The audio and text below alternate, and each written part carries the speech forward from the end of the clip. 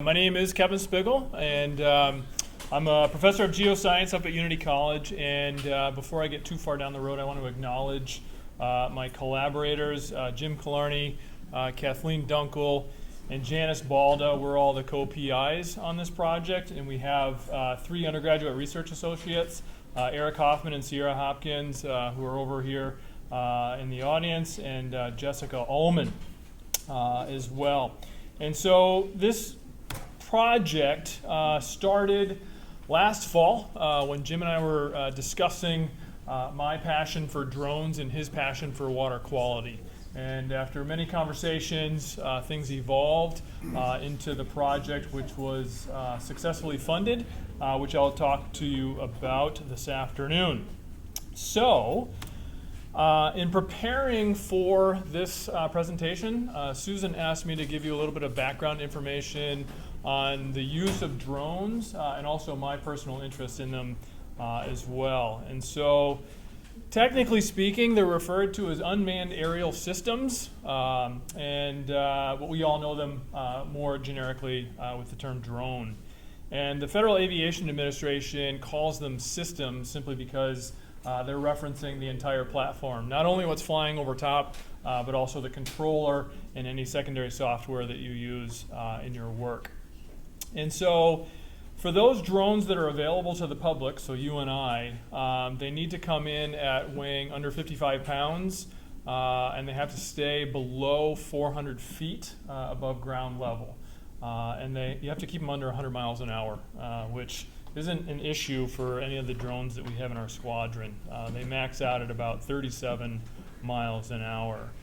But the stickler is the designation whether or not you're going to be considered a recreational or a hobby user or a commercial user. And the government makes that distinction based on whether or not you are using them for any business purpose, any commercial enterprise.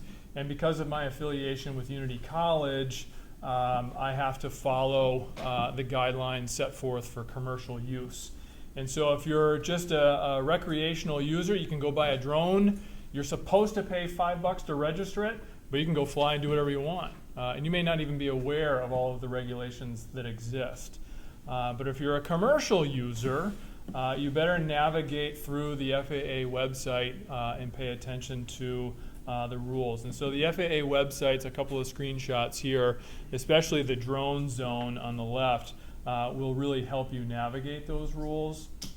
And so if you're a commercial user, you have to fly under what's called the Part 107 rule, which basically means you need to register your drone, so you pay the same $5.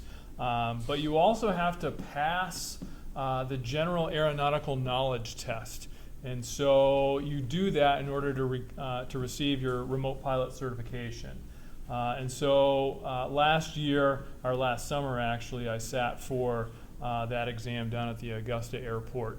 And you get drilled on all sorts of questions related to airspace, weather, and some of the technicalities as far as interacting with oncoming aircraft and such.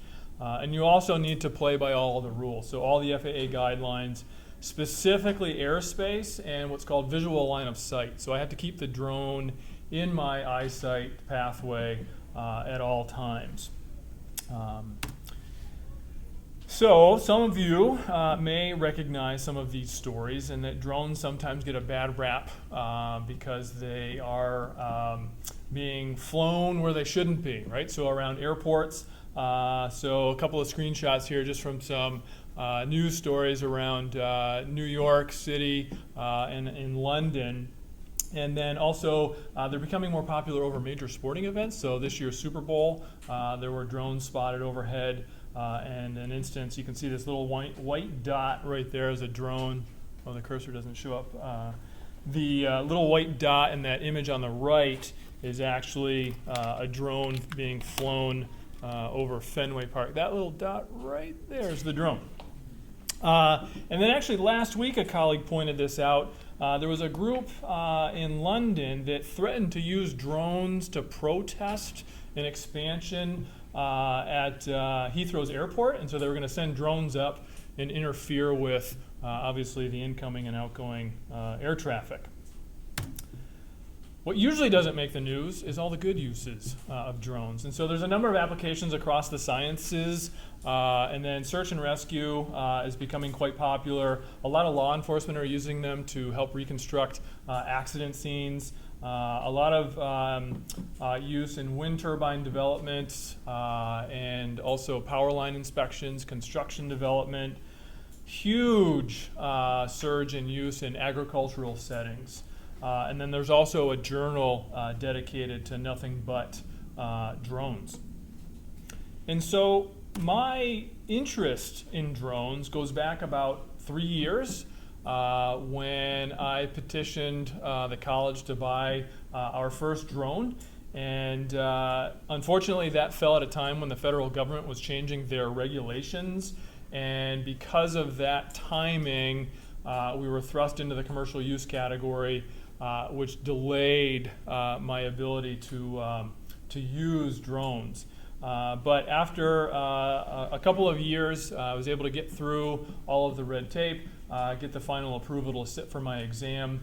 If someone wouldn't mind just helping this gentleman find a seat. And so after that couple of year window, I was able to sit for the exam and then start flying drones. And so my use extends into all of my geoscience teaching and research efforts. And so I want to just share with you a couple of examples of how I'm doing so. And so this is an overhead shot I took at downtown Unity, so the campus would be right behind me.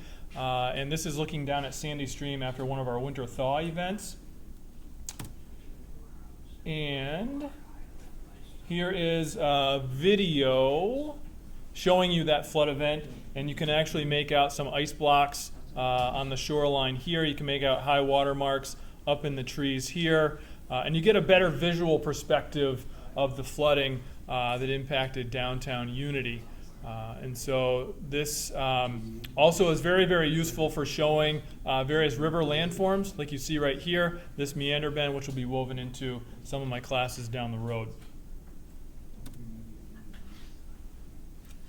Here's another video. You can see some of my hydrology students over here on the right-hand side. This is in Winslow after we completed a stream hydrology lab. And I wanted to fly not only to show the students where we just conducted an afternoon's worth of research, but also to highlight some river landform features. And so we're actually looking at China Lake outlet stream flowing into the Sebasticook River, just upstream of where the Fort Halifax Dam was. And this is a good example showing you actually a delta being formed right here. You can see the sediment plume being dumped into the river. And if you look really, really closely, you can make out a couple of tires right there. And so again, it's really, really useful to help people visualize where they're working. I had a couple of students this past year work on campus. So this is looking up at Unity's campus on a surface water runoff project. And they were interested in quantifying the volume of runoff coming off campus after rainfall events, and they wanted to go out and get a couple of examples of their study site, specifically looking at this retention basin right here as their study metric for that project. Squint, and you might make out a little faint low-lying area right here. So other than being a nice fall afternoon for flying, I wanted to go out and get examples of the land surface features that I would use in conjunction with some geologic maps. This is actually a glacial meltwater channel that would appear much better on a topographic map or actually a LiDAR image. But this just shows you that perspective of the landscape. As a geoscientist interested in glacial geology, I took one of our drones into a gravel pit to get some better imagery of some of the glacial sediments. And you can see some laminated sands and gravels in this particular photo here. And you get a much better perspective of the gravel pit here, looking out towards Lovejoy Pond, if you're familiar with Albion. And you can see some of the other, obviously heavily modified by humans, but all of these glacial land features will be woven into my intro geology class, and then we'll visit the sites after showing them ahead of time. And so to bring us into the focus of today, and that is the use of drones to study Lake Winnecook, which also goes by the name Unity Pond. Here we are looking at a drone image that I took a couple of weeks ago looking north on Unity Pond. And if you're not familiar with Unities, or with Lake Winnecook, it's about 7 meters deep on average. There's a deep hole actually right here off the southwestern shore that's about 12.5 meters deep. It's about 1,000 hectares in size, about 2,500 acres, and it has 3 inlets, one on the north side, one on the west and the east. And its primary outlet is 25 Mile Stream. But if I had more time this afternoon, I could get into a whole nother side story, and that is the interesting hydrology that exists, which actually is partly to blame for the reason why Unity has such poor water quality. And there's a lack of flushing that we heard about this morning, and that's what leads to Unity Pond being found nearly at the bottom of the list in terms of water quality, mainly due to the algal blooms that show up on a regular basis. And so when Jim and I were initially discussing project ideas, we settled on using Unity Pond mainly because we've been studying it for several years, both him from a water quality perspective and me from a sediment perspective. I've done a lot of sediment coring, as shown right here on the pond, and I've thought about a lot of these ideas while I'm sitting in my ice shack right here in the dead of winter, coming up with the next great idea. And so it was the logical choice for us when we were looking for a test bed.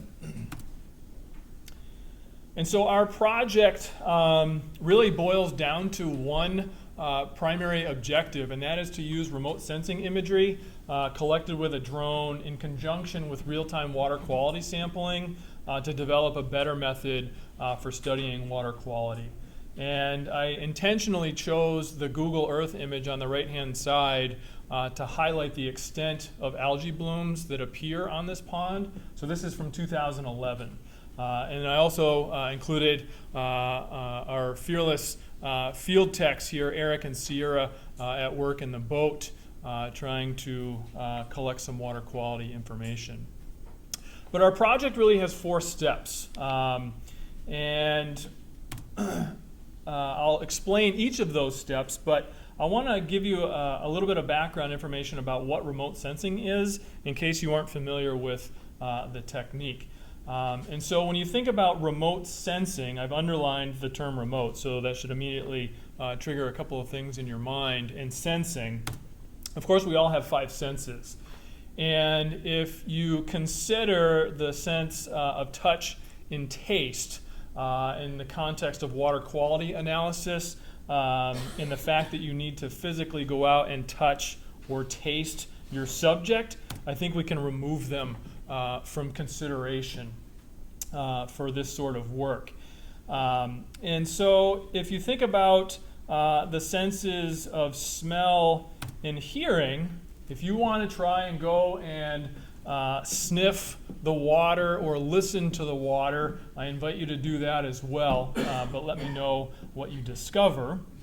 And so, of course, by elimination standards here, we've got sight. And so, of course, sight allows us to collect information from a distance. For example, what color is the wall over here on my left-hand side? And so remote sensing really boils down to the basics is obtaining information about an object from some distance away.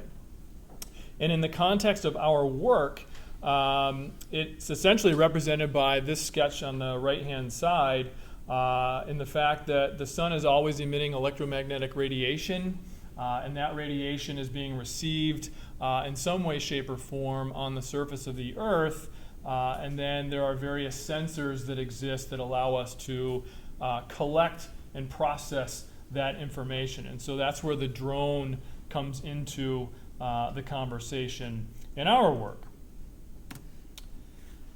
So how are we using remote sensing for our work then boils down to the fact that vegetation, including algae, by way of photosynthesis, behaves in a certain way. And so the vegetation absorbs energy in the blue and red part of the visible light spectrum shown here in the upper right, but it reflects energy in the green, near infrared, and what's called red edge spectrums, which you also see on this image up here. Now, water, of course, will behave a little bit differently. So, in the fact that the vegetation reflects energy in the green wavelength, which is why we see them as green, water, of course, appears, we hope it does, in some sort of shade of blue. And so water absorbing in 4 of those 5 spectrums, but reflecting in the blue pattern, allows us to collect that information and in turn analyze the different absorption and reflectance characteristics of vegetation and water, and hopefully say something more informative about what the dynamics of the algae bloom is unfolding in the lake. So imagine this satellite image working its way towards the top of the screen, showing you cloud cover and some surface features, okay? Now, the problem is it's, 20 miles off the surface of the earth and you've got clouds to contend with. That's the issue when you're using the more widely known and accessible satellite information.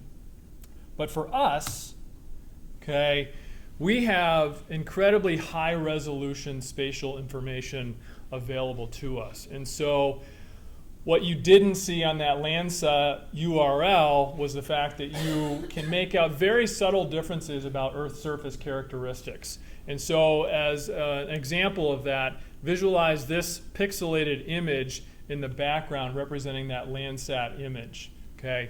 You can make out different shades of green, but you really can't say anything more than that. When I superimpose the drone image over top of that area, you immediately see the benefit that drones afford us by way of the sub-meter resolution.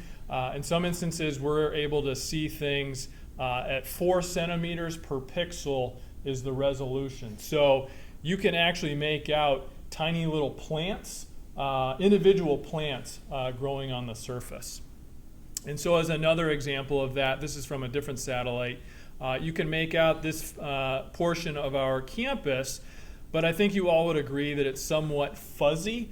And again, if I overlay the drone image on top of it, now we see even greater spatial resolution. So you can start to say a lot more, you can get a lot more detailed information and make more accurate descriptions for surface characteristics.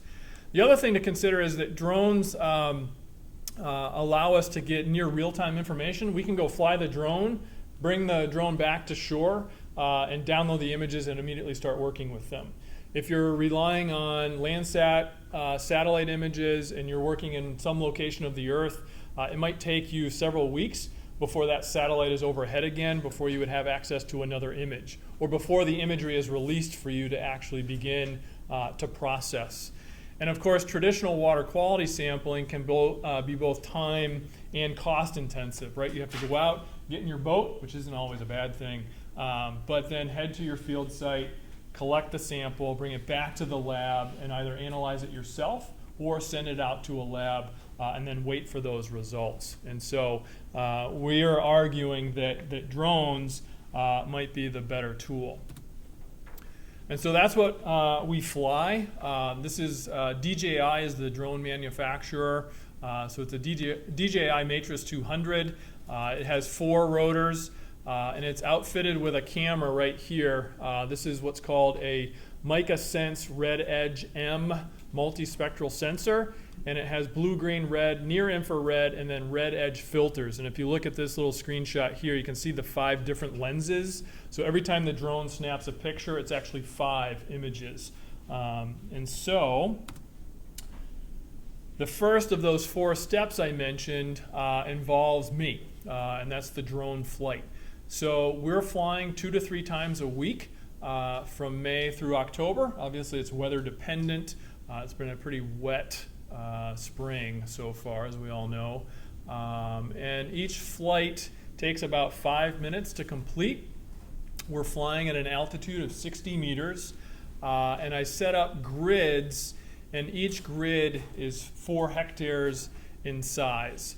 And so you can see in this Google image, each of these dots actually corresponds to a location where the drone collected an image.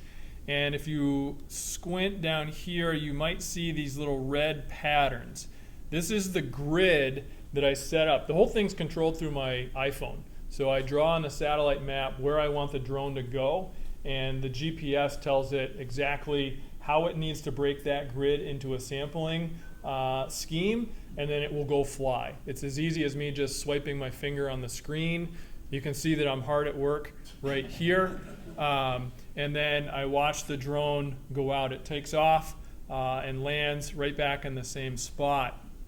And so on Unity Pond, we have 4 study sites. They're shown here with these little thumbtacks. This one's cut off from the screen a little bit. It's right there. The reason there's no site in the middle of the pond goes back to the FAA regulations. I can't see that far. And you can't use binoculars to fly an entire flight. You can use it if you lose perspective a little bit, but you can't rely on anything other than your natural eyesight. Just to give you a little sense of what our sampling day looks like, the images, the videos will show you.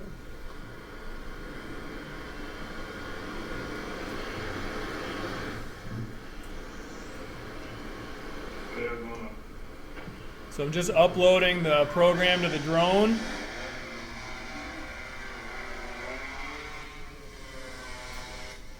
It climbs straight up to 60 meters. And once it gets close to 60 meters, it starts collecting the images.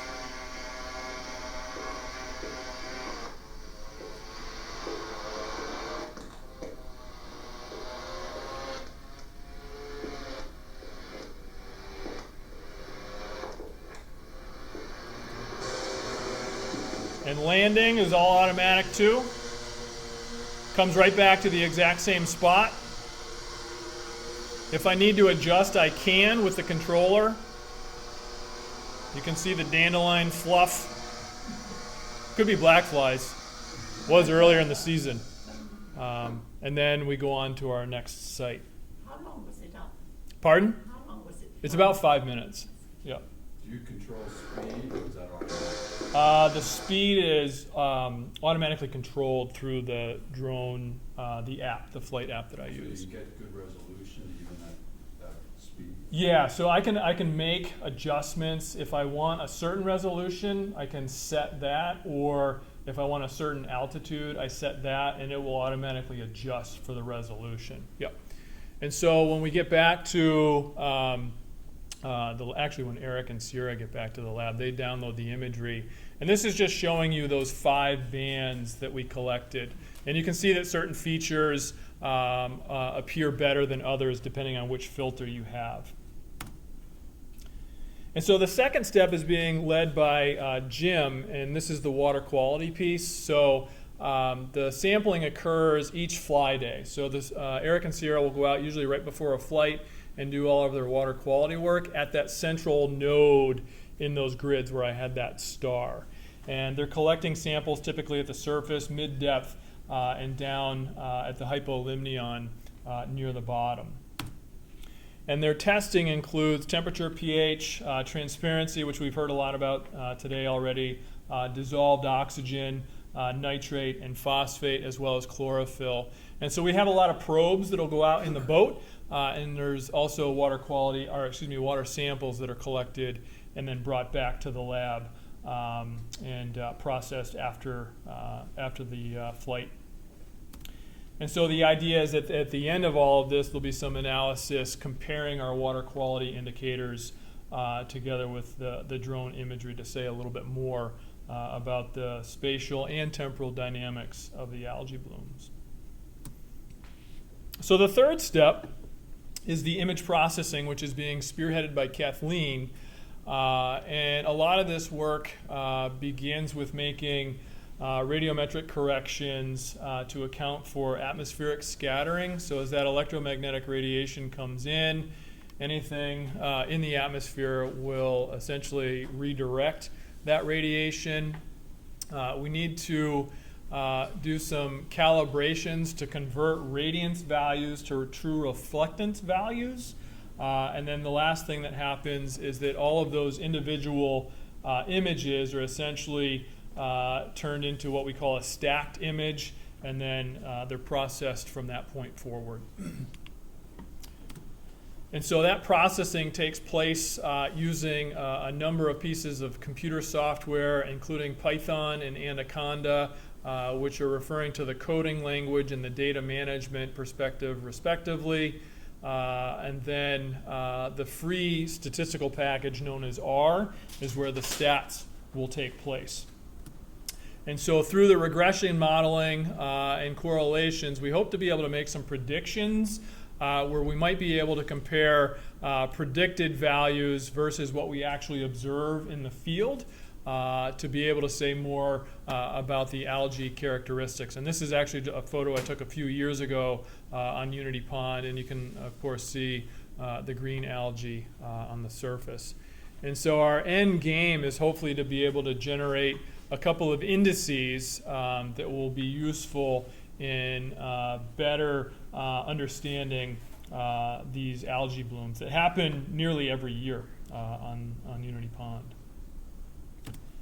And so that post-processed image, the 5 that I just showed you, after it's all been corrected, this is what we see. So this is the exact same 5 images showing this portion of the shoreline.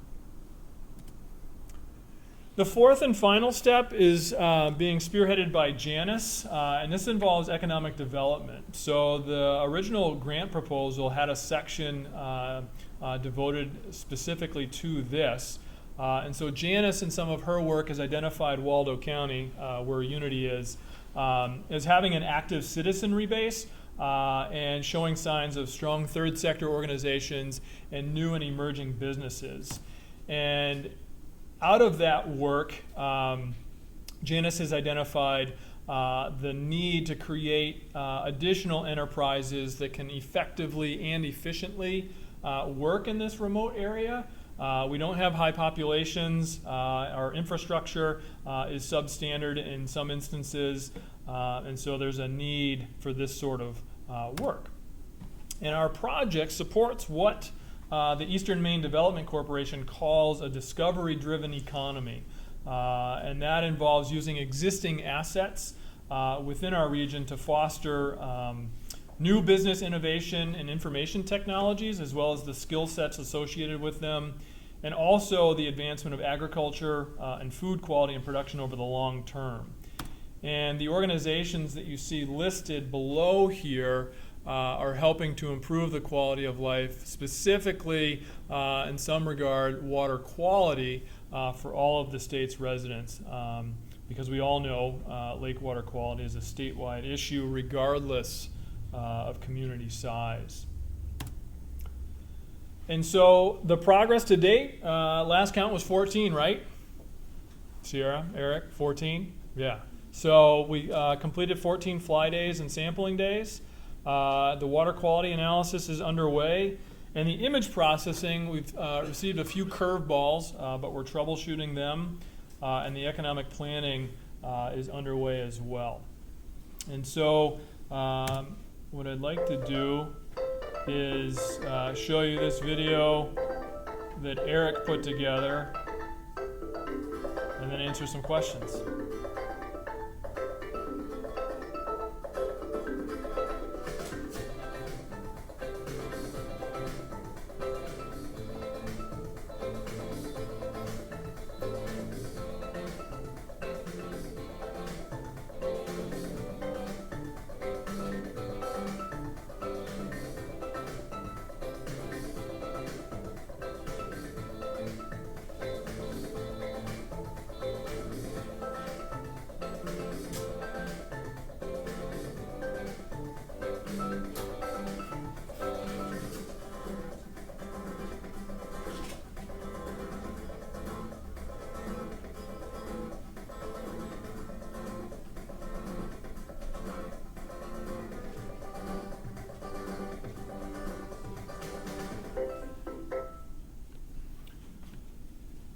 So I want to acknowledge, first off, our funding agency. So we received a small seed grant through the Maine Space Grant Consortium, which receives its money through NASA, as well as the college, a lot of landowners, and of course some familiar organizations that you see here that have helped our cause. And so I believe we have a couple of minutes left for any questions, but thanks for listening. Yep. So if you had an anchored pontoon boat in the middle of the lake, would you feel comfortable using the drone from that? I've had that very same conversation with a friend of mine who has a party barge, and we've talked about doing that. Yes, I would. I think I've landed on the drone case before, which is about 2 square feet. Right. So the drone that shoots the video is a little bit more finicky than the one that we fly for the water quality work. But I think I could land on the roof of a pontoon boat. Okay. And I can fly it from a moving vehicle so long as I'm not driving the boat or driving the vehicle. Yep. So is it possible if you vision forward, and you're looking at water quality, Mhm. what about invasive plants? Could you end up having a drone program to go around the border of the lake, and invasive plants are, you're only worried on a certain depth kind of thing around the border of the lake shoreline? So could you accomplish the identification of invasive plants with your technology and programming around the lake? If so, you have something really remarkable. Yeah, there's a lot behind the scenes that happens with this work, and it's new enough that we're still working through some of the kinks. I think yes, you can identify individual plants, and if you can identify what their reflectance, absorbance dynamics are, then you can start to set up some recognition coding to do that. The issue might be depth at which the plants exist. And so if they're at the surface, yeah, more so than if they're a foot or two down, because then you're starting to talk about water clarity issues that would interfere with the drone imagery. So you can use this same platform to look at turbidity issues, and so that would just be another issue that you'd have to get around if you wanted to isolate plants from just turbid water. So I've got a couple of other ideas. I just need a $12,000 camera to do that next step. So that's down the road, but the thing for me is that the drone industry is exploding, and there are so many new approaches that are coming about. So I've got a lot of ideas. I lost track. Yeah, in the back. I guess one can assume that any optics or cameras that you can operate on terra firma, you can operate from the drone, like infrared cameras or night vision. Yep. Whatever. Yep. It seems like Yeah. So I mean, this possibilities are shoots infrared and near infrared. You can get from FLIR. You can get thermal cameras. That's what search and rescue teams are using a lot of now. Sure, we'll just work our way forward. Go ahead. Yeah. What, in relation to that question on milfoil, or if we have milfoil, we try to use the drone in a hard-to-access area. And what we found, it was late in the season, and we were compromised with lily pads. So we had a lot of things that were covering that up. Yeah, that'd be an issue about timing too. Exactly. Yep. Sharon? I'm just wondering what your wildlife's reaction to that is. We have a healthy population of eagles Yep, on our lake, and yep. I can just see them flying on the side. It's a topic that we discuss at every site. So those two are down on the shore before I go up. Difficulty? We've delayed flights because there's ospreys or eagles in the area. And that's as far as I want to go. But it's an issue that comes up almost on a daily basis. So, We got yeah. time for one more question. Sure. What is the DJI model name again? The Matris 200. Is that marketed in a separate professional? No, you can. I've never seen it on their site. Yeah, no, it's they have a version 2 that's available now. I think I've seen the DJI products for sure at Best Buy, but this one came through an organization that builds the drone and camera platform. So it was a one-stop shop basically for us. So if anyone has any other questions, I can chat afterwards. And if any of you live on lakes and you find yourself in really good water quality or poor water quality, and you're interested in us maybe flying from your shore frontage, please get hold of me. You can find my contact information on Unity College's website. So thanks for listening.